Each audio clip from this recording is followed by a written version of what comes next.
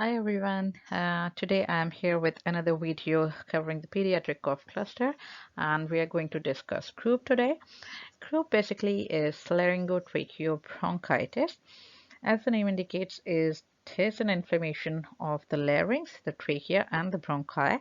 And in layman terms, you can simply say that it's basically an inflammation of the voice box, that is larynx, the windpipe, that is trachea, and bronchitis are the upper airways. So you can simply say to the parent that it's basically an inflammation of the voice box, windpipe, and the upper airways, causing them to swell up and making the air exchange difficult, resulting in a harsh barking cough and noisy breathing called a stridor. Here's a diagram that shows what exactly happens in CROUP is. As you can see above, there's a healthy airway, and you can see the lumen, how broad the lumen is. And in case of CROUP, you can see because of the severe inflammation, severe swelling, the lumen of the airway is very narrow, and that results in decreased air difficulty in air exchange, and as a result, production of a harsh barking cough and a noisy breathing called stridor. So stridor is always a sign of upper airway uh, obstruction or difficulty in air exchange. So that is basically what's happening in CROUP. Now here is another example of how a patient presents with CROUP. You're a GP and a 2-year-old girl is brought to your clinic for a bad cough and wheeze. Mother reports that she had several days of a runny nose, low-grade fever.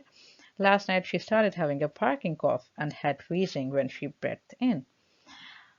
It's not necessary that they'll give you the typical word of a barking cough. They can give you simply a very bad cough. They present you with the non-specific features like cough, wheezing, runny nose, or more or less like a upper respiratory tract infection. Okay, so from in the history, you have to start with greet the parent, start with how can I help you, ask about if the child, if the history is suggesting there's some acute problem, then you need to start with the hemodynamic stability. But again, as I told you in my previous videos, that now in online exam, the stability of the patient, the hemodynamic status of the patient is already given to you, so there's no need to ask about that. But here, okay, so let's start. Starting with the cough. So I've already covered in my previous videos multiple times the history of cough and the history of shortness of breath. So they will remain the same, and you need to ask exactly the same questions. For cough, some of these questions are, okay, so for how long is she coughing? Can you tell me what exactly happened? How did it all start? It started with a cough, runny nose. Usually it starts with like flu-like symptoms like cough, runny nose, sore throat. There may be fever, and then the cough is the cough is basically the parents are concerned because of the nature of cough that's barking in nature and that's making the child irritable. They stop taking their feeds, and as a result, they become lethargic and cranky and irritable. So that's the basic concern the parents are concerned about. And sometimes, because of loss of appetite, the children can even be dehydrated. So these are the important things you need to ask about. That how did it start? Is the cough dry or is it wet or dry or productive of sputum? What is the pattern of cough? Is it cough, cough, cough, and vomit to rule out pertussis? Is it more during the day or more at night? Is it associated with any other symptom like any shortness of breath? Is the cough, can you tell me, is the cough barking? And can you describe the cough to me? How does it sound like? Usually the parents will tell you that it sounds like a very harsh barking type of cough in case of croup. That is very characteristic. Or you can also ask about some exposure to pets, carpets, pests, and family history or personal history of asthma, eczema, hay fever, and all these questions to cover the cough. Next, moving on to the shortness of breath. Have you noticed any problem with the breathing? Is there any pause while breathing?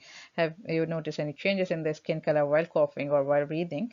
Have you noticed any bluish tinge in the skin while coughing or while breathing? And any usage of does she make an extra effort? The child make an extra effort while breathing. These are the questions that you need to ask. So they are very general questions, and you you should master yourself in asking these questions quickly to rule out the most common differentials of a pediatric cough cluster.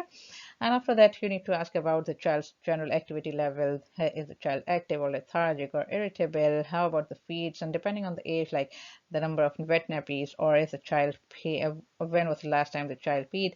And have you noticed any changes in her activity level? Is she eating and drinking well? It is the first time, or is anyone else in the home or in the daycare or school or childcare having similar symptoms?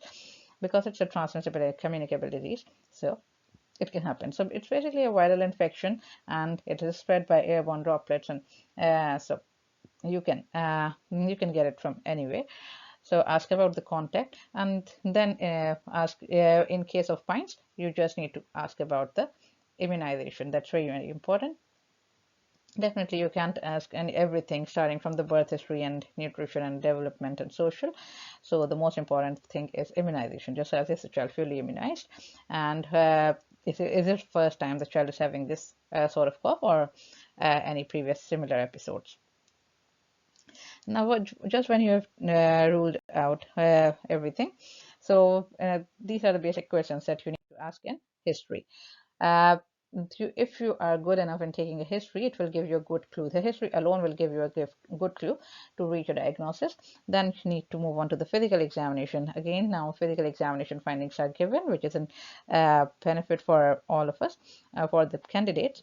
So if the child is, as I told you initially, he start in the physical examination, the hemodynamic stability, the vitals, including the respiratory rate, heart rate, the blood pressure, pulse, oxygen saturation, everything.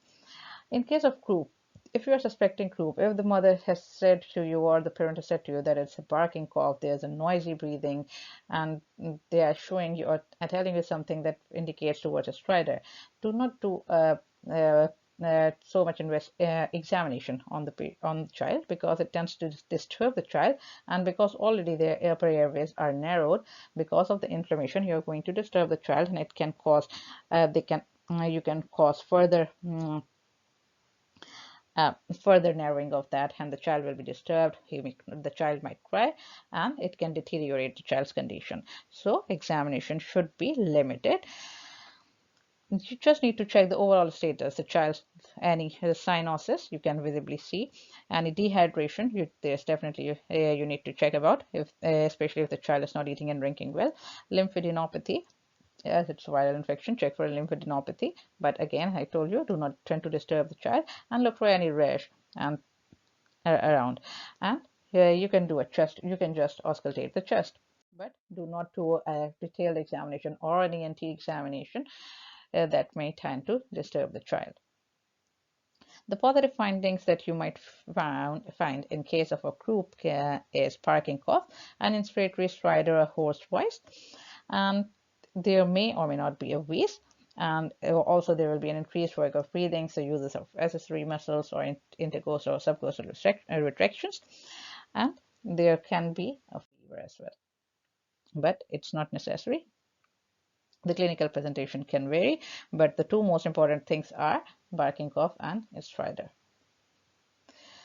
No investigations are needed at CROUP. So according to this is from the RCH, that no investigations are needed, including anything like aspirate, nasopharyngeal aspirate, or X-ray or a blood test, because they can distress the child and further worsen the symptoms.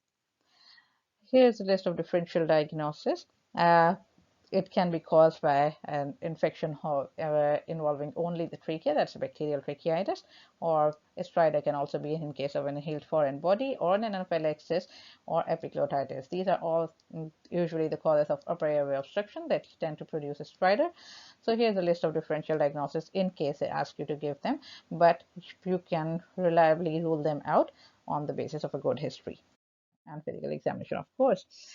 Now, in moving on to the management, for management, we have divided it clinically on the basis of the severity of the symptoms into mild, moderate, and severe. For the mild and moderate cases, the treatment is for in case of CROUP. Now, the treatment is a steroid. You can give a steroid that will improve their symptoms, and it depends on, in case of mild to moderate, you can give them a steroid, monitor them till they are stridor-free at rest, and then you can discharge them. But in case if it's severe, then you have to give them nebulized adrenaline. So usually they give you either mild or a moderate case. They don't give you a severe one, but you should tell the parents that based on the symptoms, if you're not sure, then you can safely involve a senior that I would like to call my registrar to have opinion. We'll give an steroid, keep your child in observation for some time till she is stridor-free at rest, and once she is happy to discharge, then she's free to go home.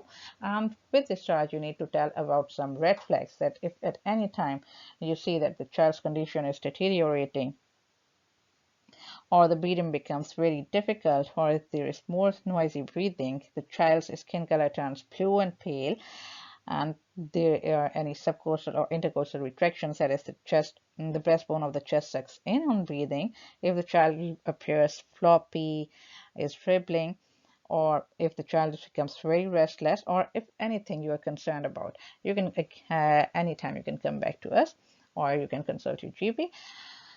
So these are the important points. Again, covering the CROUP.